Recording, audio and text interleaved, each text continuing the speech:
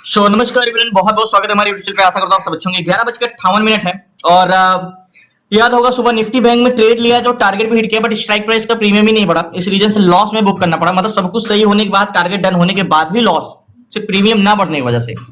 तो अभी 11:58 यानी करीब 12 बजे हैं और स्टॉक में ट्रेड करना है। और स्टॉक में ट्रेड करने के लिए सबसे बड़ा क्वेश्चन एक ही जो सबका है कि इतने हजारों स्टॉक में एक ही स्टॉक हमें ऐसा मिले जो सिर्फ हमारे फेवर में रहे, यानी बुल टू बुलिश रहे या बेयर टू बेरिश रहे, रिवर्सल ना हो, कंसोलिडेशन ना करे, बोथ साइड मूवमेंट ना करे। ऐसे स्टॉक निफ्टी 50 में या हजारों स्टॉक अगर ओवरऑल स्टॉक मिला है तो हम सबसे पहले स्टॉक सिलेक्शन की जब बात करते हैं तो मैंने आपको बताता हूं ना कि 3 फेसेस में स्टॉक होते हैं। एक तो बुल टू बुलिश रहता है जो लास्ट तक बाइंग आता है, एक होता है जो मार्केट ऊपर तो जाता है, बाइंग स्मूथ आता है लेकिन कहीं से भी रिवर्सल कर सकता है, और एक होता है कुछ इस टाइप का सामने, जैसे निफ्टी 50 चल रहा है, जाना तो ऊपर चाह रहा है लेकिन बड़ा कंसोलिडेशन कर रहा है, मींस 4 पॉइंट फिर गिरेगा, फिर कंसोलिडेशन, ऐसे ऐसे ऐसे कंसोलिडेशन करे कुछ इस टाइप से। ठीक है, अब हम बात करते हैं मार्केट में कि हमें क्या करना चाहिए और क्या चीजें देखना चाहिए। देखो, मार्केट में ट्रेड करने के लिए, स्टॉक में ट्रेड करने के लिए, किसी भी चीज पे को डायरेक्शन देखने के लिए हमें डाटा ही रीड करना आता होगा। प्राइस एक्शन एक वे है चलने का, मैंने आपको कई बार बताया कि एक वे है चलने का कि हमें कैसे चलना है, मतलब कहां पे ट्रेड लेना है, कहां पे हॉरिजॉन्टल जोन होगा, कहां पे गैन कैलकुलेटर का बाइंग जोन होगा, कहां पे एंट्री होगी, कैसे स्ट्रेंथ होगी, ये सारी चीजें। लेकिन मार्केट की स्ट्रेंथ और मार्केट की डायरेक्शन ये पहचानने के लिए हमें क्या, मार्केट के डाटा रीड करना चाहिए। किसी भी स्टॉक की ऑप्शन चेन समझना, ऑप्शन चेन ही डाटा है। अगर मैं डाटा का नाम लूं तो आप ऑप्शन चेन समझना, क्योंकि मार्केट में देखो, मार्केट में कोई भी स्ट्रेटजीज बताता है तो कुछ भी बताए, 10 मिनट की कैंडल के रूल, 3 बजे की स्ट्रेटजी, 2 बजे की स्ट्रेटजी, आप किसी की मत सुनो, क्योंकि मार्केट में क्या देखना है वो मार्केट खुद आपको दे देता है कि भाई आपको प्राइस का मूवमेंट देखना है, वो कैंडल स्टिक है, और किसी चीज का डाटा देखना है। मार्केट दो लोग से चलता है, बायर और सेलर। अब बायर का सेंटीमेंट क्या है, सेलर का सेंटीमेंट क्या है, चेंजिंग कॉन्ट्रैक्ट क्या है, इन द मनी ग्रीन है कि नहीं, यानी अभी पोजीशन स्क्वायर ऑफ किए हैं कि नहीं, ये सारी चीजें तो आपको, यही एक चार्ट है जो सब कुछ इसमें है। मींस ये एक कंप्यूटर का आपका एक सीपीयू है और ये आपका एक मॉनिटर है। जो यहां पे घटेगा वो यहां पे दिखाई देगा। अब आपको पकड़ना है कि डायरेक्शन क्या होगी, तो आपको यहां पे देखना होगा। मैं बताता हूं कि जैसे ऑप्शन में ट्रेड करते हैं तो हम उस पर क्या है, डाटा क्या चेंजेस हो रहे हैं, ये इंपॉर्टेंट होता है पकड़ना। ठीक है, वो बहुत जरूरी होता है कि क्या डाटा चेंजेस हो रहे हैं, वो इंपॉर्टेंट, क्या दिखाई दे रहा है ये इंपॉर्टेंस नहीं होता, इसलिए थोड़ा सा डिफिकल्ट हो जाता है इंडेक्स में ट्रेड करना। लेकिन जब हम स्टॉक में ट्रेड करते हैं तो स्टॉक में ट्रेड में इतना ज्यादा वॉलेटाइल नहीं होता है, मतलब जो दिख रहा है वही मेन डाटा है, उसमें कुछ खास ज्यादा चेंजेस नहीं होते, उसमें चेंजेस नहीं पकड़ने होते। बहुत रेयर केस में हो सकता है 1-2 बार 10 में, इसलिए मैं कहता हूं 10 में से आपके 8-9 ट्रेड जाएंगे। देखो, मैं एक चीज ये बताता हूं कि बहुत सारे व्यक्ति, मींस आप भी 15 से 20 हजार कमाने, सारे तो गवर्नमेंट से बहुत हाई लेवल की पोस्ट पे नहीं होती। एक मिडिल क्लास की बात करता हूं मैं कि नॉर्मली आप प्राइवेट सेक्टर में जॉब के लिए आप 20 से 25 हजार कमाते हैं, 20 के, फिर 25 के। देखो, मैं ये नहीं कहता डायरेक्ट आप ऑप्शन में 1 करोड़ कमाओगे, 1 लाख कमाओगे, नहीं। 20-25 के कमाने के लिए अपनी लाइफ के 12 से 13 घंटे, 10 घंटे तो मिनिमम देते ही देते हो। तो अगर आप 4 घंटे रोज सीखने पे दे रहे हो, कुछ भी आप स्किल से रिलेटेड, मार्केट में स्टॉक से ही मैं एक एग्जांपल के तौर पे स्टॉक में ही ट्रेडिंग करता हूँ, पहले 6 महीने आपके प्रैक्टिस में चले जाएंगे और आपको लगेगा मेरा 3 घंटा वेस्ट जा रहा है। लेकिन 6 महीने के बाद जब रिजल्ट आना शुरू होगा, मींस किसी भी स्टॉक में जब आप ट्रेड सक्सेस होने शुरू होंगे, तो वो 6 महीने 6 घंटे रोज के देने, वो आपके 12 घंटे कल का बचाएगा। वो क्यों? क्योंकि आप 6, जब वही 20-25 हजार आप स्टॉक से कमा सकते हो, तो आप किसी भी जॉब 12 घंटे क्यों कर सकते हो। लेकिन नहीं, देखो, इतनी आसान भी नहीं होता, नहीं सारे जॉब करके सब स्टॉक में ही कमाए, इतना चीजें आसान नहीं होती। पहली बात, अधिकतर लोग लॉस इसलिए करते क्योंकि बताने वाले ही नहीं चाहिए। दूसरी चीजें आसान नहीं होती, हमें रेगुलरिटी होनी चाहिए, कंसिस्टेंसी होनी चाहिए। कंसिस्टेंसी से अगर 2 घंटे भी प्रैक्टिस कर रहे हैं तो आप धीरे धीरे धीरे धीरे उस पर कॉन्फिडेंस आ ही जाता है और वो प्रॉफिटेबल हो ही जाता है। तो स्टॉक में इतना डिफिकल्ट नहीं होता, उतना ट्रेड करना वो नहीं होता, आसान ही होता है। मींस आपको 6 महीने कंटिन्यू कर लोगे तो आप तो, मैं जिस हिसाब से ऑप्शन चेन बताता हूं, मैं तो कहता हूं आपको चार्ट मत देखो, आप ऑप्शन चेन किसी भी स्टॉक का देखोगे और आप बता सकते हो किसी स्टॉक में किस साइड का ट्रेड बनेगा, बुल टू बुलिश है या बेयर टू बेरिश है, या रिवर्सल हो सकता है या कंसोलिडेशन करेगा। जैसे कोई भी स्टॉक हम उठाते हैं, पीएफसी उठाते हैं, पीएफसी में क्या इंटेंशन है, पीएफसी में बुलिश इंटेंशन है, 36,000, 15,000, 15,000, 22,000, बहुत अच्छी स्ट्रेंथ है इसकी पीएफसी में। तो क्या पीएफसी में ट्रेड करना चाहिए? देखो, मैं आज सीट्स नहीं देख रहा हूँ, सीट्स हम बाद में देखते हैं। सीट्स हम देखो, सीट्स जो मैं आपको बताता हूँ, आप लोग क्वेश्चन करते हो सीट्स कहाँ पे मिलेगी, सीट्स खुद क्रिएट करनी पड़ती है। मींस जैसे मेरे पास सीट्स है, अब मैं आपको एक्सेल सीट्स दे भी दूंगा तो आप काम नहीं करो, क्योंकि आपको रूल तो पता होना चाहिए ना, कि जैसे अगर बुलिश स्टॉक है तो पीसीआर नेगेटिव होगा तो नेगेटिव कितना होना चाहिए, और भी रूल भी तो समझना है। आप इसके अंदर लेके करोगे क्या ये चीजें? तो यहाँ पे अगर हम बात करते हैं कि सीट्स की, तो सीट्स में क्या है, अगर यहाँ पे सीट्स हमारा मार्केट का एक आसान का, जैसे मैंने यहाँ पे पीएफसी देखा, पीएफसी बहुत अच्छा स्ट्रेंथ है, बहुत अच्छी इंटेंशन है, बहुत अच्छा चेंजिंग कॉन्ट्रैक्ट, अगर इसका एक बार देखें, अगर चेंजिंग कॉन्ट्रैक्ट कंटिन्यू इंक्रीज हो रहा है तो हम ट्रेड कर सकते हैं। अब सीट से क्या हो सकता है, सीट से हमें ये पता चल जाता है कि भाई इतने सारे स्टॉक में टॉप प्योरिटी पे कौन सारे स्टॉक है, कौन सा स्टॉक है। अब मेरी किस्मत देखो नजर के सामने ही मिल गया, और पीएफसी मैंने फर्स्ट टाइम देखा, पीएफसी अच्छा रिजल्ट मिल गया। तो यहाँ पे जैसे बहुत सारे स्टॉक है यहाँ पे अंबुजा सीमेंट, मदरसन, प्रेसिडेंट, जिनका चेंज इन कॉन्ट्रैक्ट। अब देखो इस पे क्या है, अब इस पे देखो जो टॉप पे है, टॉप पे अंबुजा सीमेंट है, जो टॉप पे है वो सबसे ऊपर है, मतलब 182 स्टॉक और स्टॉक ऑप्शन में, ठीक है, जिसमें 182 स्टॉक है। ये ऑप्शन चेंज जिसमें है 182 स्टॉक टोटल ये लिस्ट होती है। अब 182 स्टॉक पे टॉप पे कौन है, यहाँ पे आपको इस लिस्ट में आसानी हो जाती है यहाँ पे पकड़ना कि चलो यहाँ पे देखो। अब इसमें क्या है, पीसीआर 1.08 है, और वैल्यूम और 2 गुना वैल्यूम भी कॉल साइड का बड़ा है, चेंज इन कॉन्ट्रैक्ट भी है, तो जाहिर सी बात ये स्टॉक तो बुलिश है ही है। अब यहाँ पे मदरसन भी है, प्रेसिडेंट भी है, आईसीआई बैंक भी है, ग्रेशियम भी है, तो ये सारी चीजें तो चेक आसान हो जाता है। अब जैसे पीएफसी है, क्या पीएफसी में हमें ट्रेड लेना चाहिए, देखते हैं पीएफसी में क्या हमें ट्रेड लेना चाहिए, पीएफसी में क्या हमें ट्रेड लेना चाहिए। चेंज इन कॉन्ट्रैक्ट अगर देखते हैं तो वहां पे तो ऑप्शन चेंज बहुत अच्छा है, तो यहाँ पे चेंज इन कॉन्ट्रैक्ट देखना बहुत इंपॉर्टेंट है। एक्चुअली स्टार्टिंग में तो घटा था पीसीआर 10:35 तक, उसके बाद लड़खड़ाया मार्केट, लेकिन उसके बाद 66 से पीसीआर इंक्रीज हुआ है। तो अगर एक कंफर्मेशन मींस पीएफसी में मिल जाए, पीएफसी क्योंकि इसकी स्ट्रेंथ बहुत अच्छी है, अगर इसको हम देखें तो देखो मार्केट क्या किया, सुबह काफी लड़खड़ाया, मींस यहाँ पे 9 से नीचे गया, बट अभी ऊपर जा रहा है। तो इसको वन डे टाइम फ्रेम में लगाते हैं हम यहाँ पे, तो इसका हॉरिजॉन्टल जोन, तो इसका हॉरिजॉन्टल जोन क्या हो सकता है हमारा, ये वाला हो सकता है या ये हो सकता है, तो ये हॉरिजॉन्टल जोन होगा यहाँ का। ये ऑल टाइम हाई के एक रेजिस्टेंस पे है, तो इसलिए थोड़ा सा भरोसा कम है। यहाँ पे ये वाला हमारा हॉरिजॉन्टल जोन है। अब इसको ब्रेक करें तो देखते हैं, प्लस एक बार हम गैन कैलकुलेटर भी देखते हैं, बाकी कोई और स्टॉक ढूंढते हैं इसमें देखेंगे, और कोई और भी स्टॉक ढूंढेंगे। गैन कैलकुलेटर देखते हैं, तो गैन कैलकुलेटर में ओके, तो गैन कैलकुलेटर में जो हमारा पीएफसी का हॉरिजॉन्टल जोन का प्राइस है वो है 554.81, ठीक है, 554 554 ओके। कैलकुलेट करते हैं तो गैन का कहना है कि भैया 500 ओके रिफ्रेश 558 के ऊपर जाएगा तो आप बाई कर सकते हो 563, 569, 575 और 552 के नीचे, तो यानी 554 गैन कैलकुलेटर के हिसाब से कहाँ पे होगा 558, जस्ट 1 मिनट, इंट्राडे 558 के ऊपर जाएगा तब आप बाई करना, और हमारा हॉरिजॉन्टल जोन भी 554 का है यहाँ का, तो 558 पे जाता है तब आप बाई कर सकते हो, अभी नहीं, तो वेट कर।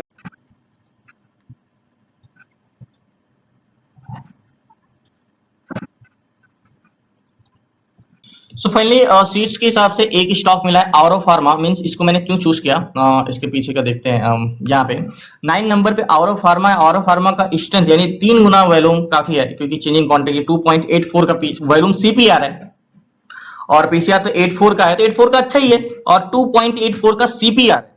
तो ऑरो फार्मा का एक बार ऑप्शन चयन हमें देखना होगा कि ऑरो फार्मा पे एक बार, यहाँ तो हमने देख लिया है ऑरो फार्मा, ओके एग्जैक्टली यहाँ पे क्या इसका कॉन्ट्रैक्ट भी ग्रीन है, बिल्कुल ग्रीन है। और फार्मा 10,000, 4,000, 5, ओके, और यहाँ पे चेंज इन कॉन्ट्रैक्ट भी और फार्मा का देखो स्मूथ है।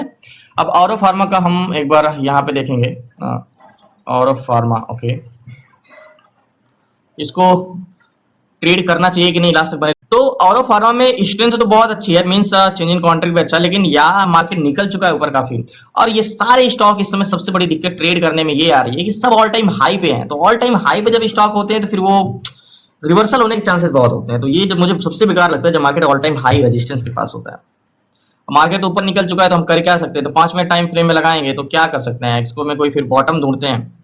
तो मार्केट में अगर हम देखें यहाँ पे तो क्या कोई हमें रेजिस्टेंस या सपोर्ट मिल सकता है एग्जैक्टली अगर ये बात करें तो यहाँ पे देखो ये रेजिस्टेंस जोन है, ध्यान समझिएगा, ये एक रेजिस्टेंस लेवल यहाँ पे है, ध्यान समझिए ये वाले जोन पे ऐसे। अब ये 5 मिनट का टाइम फ्रेम का रेजिस्टेंस है यहाँ पे। अब मार्केट इसके ऊपर एक कैंडल क्लोज देगा तभी हम जाके ट्रेड ले सकते हैं, इसके ऊपर एक है। आज वन डे टाइम फ्रेम का हॉरिजॉन्टल जोन काम आएगा ही नहीं, क्योंकि मार्केट ऑल टाइम हाई पे है, ऑल टाइम हाई पे है तो मार्केट में ट्रेड क्या करेंगे। अब इसका जो रेजिस्टेंस लेवल है यानी ये है, अगर हम इसकी बात करें तो यहाँ पे ऑल टाइम हाई पे जो मार्केट है इसके हॉरिजॉन्टल जोन का प्राइस क्या है 1324 रुपए। तो गैन कैलकुलेटर पे हम 1324 रुपए डालेंगे, 1324 रुपए और हम कैलकुलेट करेंगे। तो गैन का क्या कहना है कि गैन कहाँ पे बोला है बाय करना, कि 1332, गैन का कहना है कि 1332 के ऊपर जाएगा तभी आप बाय करना, 1340 का टारगेट लेना। और फार्मा तो देखते हैं, इंतजार करते हैं, मिलेगा तो ठीक है, नहीं तो फिर बाकी इसकी स्ट्रेंथ बहुत अच्छी है। अगर ये बॉटम पे नीचे भी आ जाए, यहाँ पे जैसे आ जाए, तब भी हम ट्रेड कर सकते हैं। यहाँ पे बॉटम पे सपोर्ट कर जाए, बाकी अगर ऊपर ब्रेक करता है तो फिर इससे अच्छा क्या मौका है। लेकिन गैन का 1332 ब्रेक करते करते तो 30 तक तो पहुंच ही जाए।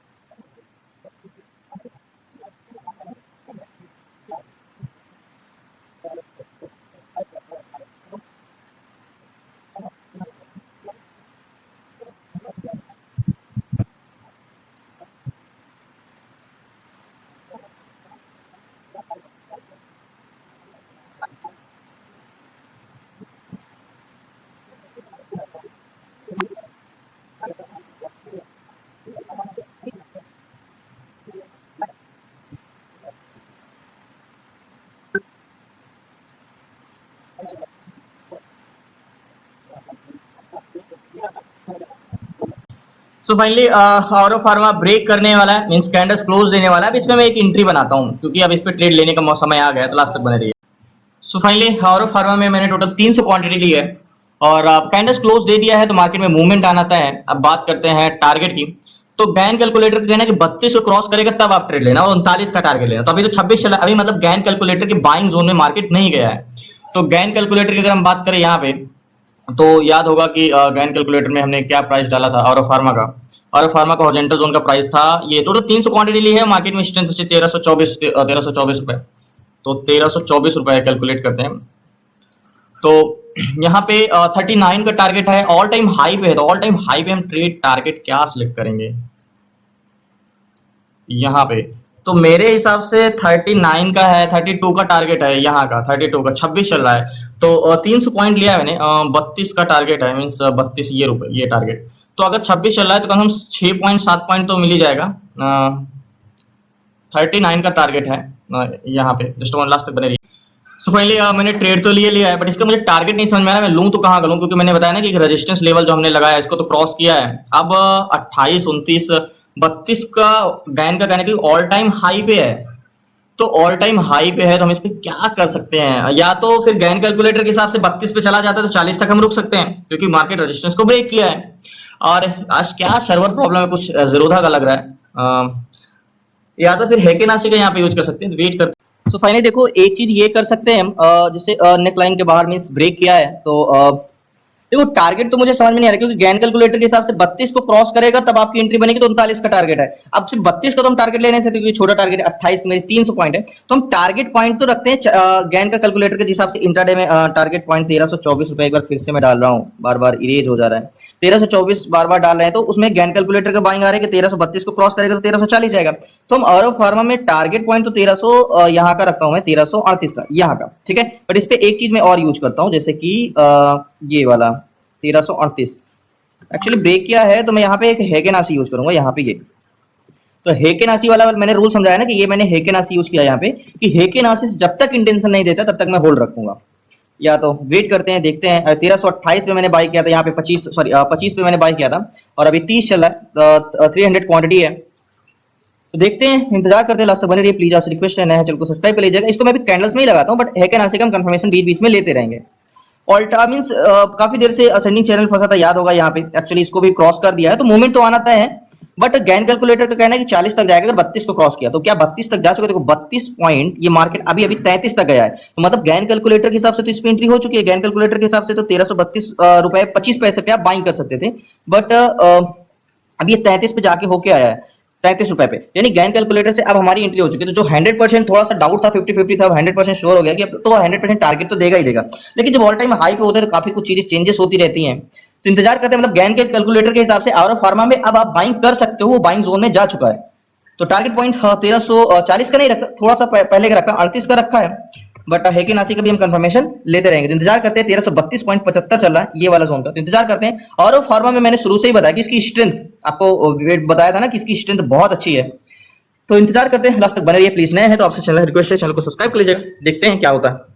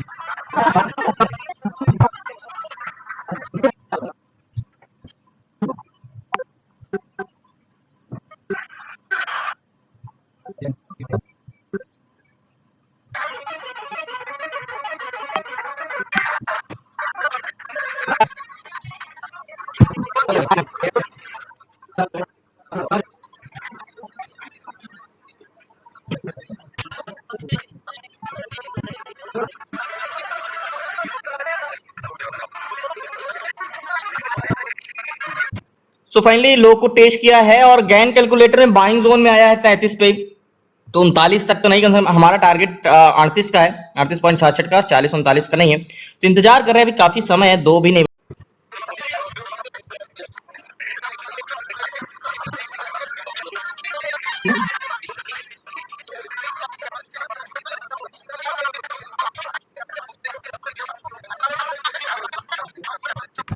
सो फाइनली थोड़ा सा टारगेट और बचा हुआ है, यानी 35-36 चल रहा है, मैं 38 पे जाएगा तो मैं स्क्वायर ऑफ कर दूंगा। बहुत दिन के बाद ऐसे मोमेंटम मिला है स्टॉक, जो कि याद होगा मैंने बोला था कि ये असेंडिंग चैनल के बाहर कैंडल्स क्लोज होने पे ट्रेड लेंगे, हमने यहाँ पे लिया था। 35-36 चला है, थोड़ा सा टारगेट बचा है, इंतजार करते हैं कि और कितना समय।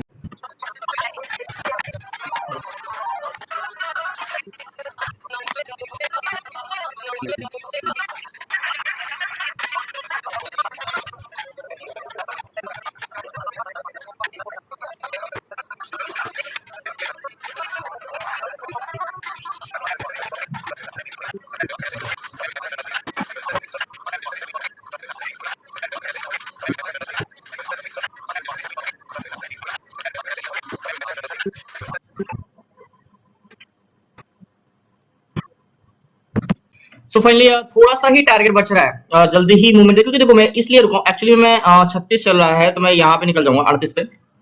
मार्केट में जो गैन कैलकुलेटर में हमने देखा होगा 1324 पे, 1324 का मैं हॉरिजॉन्टल जोन प्राइस डालता हूँ, बार बार इरेज हो जा रहा है, एक बार कैलकुलेट करते हैं, 1324 32 के बाद आपका टारगेट 1340 रुपए है, तो मैंने 1340 का तो टारगेट लिया नहीं है, क्योंकि तो गैन का तो 1340 का टारगेट है, मैं 1338 पे निकल जाऊंगा यहाँ पे। तो थोड़ा सा बचा है टारगेट 37.40, 37.35, थोड़ा सा ही मार्केट से मैं पोजीशन अभी स्क्वायर ऑफ करता हूँ।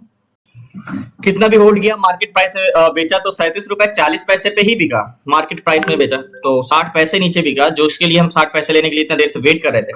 अब याद होगा मैंने जो ट्रेड लिया था, ध्यान से समझिएगा, जब पहली बार थोड़ी दिक्कत आ रही थी, आज ऑल टाइम हाई पे था ये, तो ऑल टाइम हाई पे था, तो हम हॉरिजॉन्टल जोन के कैंडल्स का बॉडी तो ले नहीं सकते थे, तो हमने एक रेजिस्टेंस लेवल लिया, जो कि ये एक असेंडिंग चैनल था, मींस एक रेजिस्टेंस, और काफी देर से कंसोलिडेशन था। तो मैंने आपको बोला था कि एक कैंडल्स बाहर बनती है तो हम इस पे ट्रेड लेते हैं, तो बाहर कैंडल्स जैसे ही बन रही थी हमने ट्रेड लिया, इस पे बाई किया हमने, और टारगेट का गैन कैलकुलेटर के हिसाब से 40 का है, बट मैंने 38 ही रखा, थोड़ा 2 पॉइंट पहले ही रखा। और पहले मैंने सोचा था कि हेकेनासी देख के हम बाई करेंगे, कि हेकेनासी में जब तक कंटिन्यू बाइंग आता रहेगा, लेकिन यहाँ पे कुछ ऐसा हुआ कि हेकेनासी पहले बना दिया था और वहां पे नजर नहीं रख पाए और मार्केट नीचे आ गया था, तो स्ट्रेंथ अच्छी थी, वैल्यूम अच्छा था, जाना तो इसको था ही ऊपर, तो फिर मैंने नहीं निकला, मैं वेट करा कि हाँ टारगेट देगा तो देगा, फिर लास्ट में दिया भी, अभी जो टारगेट बुक किया ट्रेड। अब देखो आरओ फार्मा में अगर यहाँ पे बात करोगे तो ये आरओ फार्मा ये है 10वें नंबर पे है, देखो इसका चेंज इन कॉन्ट्रैक्ट, यानी इसका जो सीपीआर था सबसे ज्यादा इसकी स्ट्रेंथ थी यहाँ पे, तो मैंने देखो अंबुजा सीमेंट में भी स्ट्रेंथ थी, बट इसको मैंने नहीं लिया क्योंकि इसका चेंज इन कॉन्ट्रैक्ट जो है वो माइनस की तरफ जा रहा था, मतलब इसका पीसीआर घटता जा रहा था कंटिन्यू, प्लस सबसे ज्यादा ये आरओ फार्मा मुझे बेस्ट लगा क्योंकि PCR 0.87 and change in CPR 2.41 का था, तो ये मुझे बेस्ट मिला क्योंकि टॉप प्योरिटी पे था 182 स्टॉक पे और फार्मा, और इसकी जैसी स्ट्रेंथ थी वैसे मूवमेंट भी किया। पहले होते अगर हम पहले देखे होते तो पहले ही ट्रेड करते, बट हमने यहाँ पे पिक किया और ये ऊपर जा सकता है और जाएगा भी, बट मैं पोजीशन अपनी स्क्वायर ऑफ कर दिया। तो देखो इसीलिए मैं कहता हूँ स्टॉक में 10 में से आपके 9 ट्रेड 8 ट्रेड सही जाएंगे ही जाएंगे, क्योंकि आपका इसमें ज्यादा चेंजेस नहीं, बुल टू बुलिश है तो बुलिश ही रहेगा और बेयर टू बेरिश है तो बेरिश रहेगा। ये स्टॉक जैसे आरो फार्मा आज लास्ट तक जब तक मार्केट क्लोज नहीं हो जाता लास्ट तक इसमें क्या आएगा, इसमें बाइंग ही आएगा। तो इसलिए तो इसलिए मैं कहता हूं कि स्टॉक की डायरेक्शन पकड़ना। प्राइस एक्शन का भी तो हमने यूज किया, प्राइस एक्शन का यूज किया, चैनल्स को ब्रेक होने पे कैंडल्स क्लोज होने पे ट्रेड लिया, तो प्राइस एक्शन का हमने यूज किया कर लिया, प्लस डाटा रीड करा, डाटा से हमें डायरेक्शन पता चलता है और किस दिशा में हमें चलना है, उसके बाद हम रास्ता पकड़ेंगे। भाई पहले तो हम यही पता करेंगे ना हम किधर जाना है हमें, फिर जिधर जाना होगा फिर हम सर्च करेंगे कि वहां जाने के लिए कौन सी रास्ता बेस्ट है, कौन सा रूट बेस्ट है, कौन सा वे है, तो उसके बाद प्राइस एक्शन का काम आता है। पहले तो हम ये समझे कि मार्केट की डायरेक्शन क्या है, यानी इस स्टॉक क्या है, बुल टू बुलिश है, बेरिश है, या कंसोलिडेशन करेगा या बोथ साइड मूवमेंट है। पर हमने देखा कि और फार्मा में क्या है, स्ट्रेंथ बहुत अच्छी है, और फार्मा में स्ट्रेंथ बहुत अच्छी है, चेंजिंग कॉन्ट्रैक्ट भी इंक्रीज हो रहा है, इन द मनी कॉन्ट्रैक्ट है, तो इसलिए मैंने यहाँ पे बुल टू बुलिश ट्रेड लिया प्राइस एक्शन को लेके। तो बहुत बहुत धन्यवाद आप लोग, कल मिलते हैं new trade new strategy. Please आपसे रिक्वेस्ट है चैनल को सब्सक्राइब कर लीजिएगा, और क्लास में जुड़ना आपको तो डिस्क्रिप्शन में नंबर है, आप उसको व्हाट्सएप करके जुड़ सकते हैं। और 6 मंथ की क्लासेस में stock intraday, stock SIP, option selling, option buying, A to Z सारी चीजें, तो 6 मंथ की क्लास में जुड़ सकते हैं। बहुत बहुत धन्यवाद आप लोग, कल मिलते हैं न्यू ट्रेड न्यू स्ट्रेटजी। जय हिंद जय भारत। लास्ट में जरूर मैं आपको बताऊंगा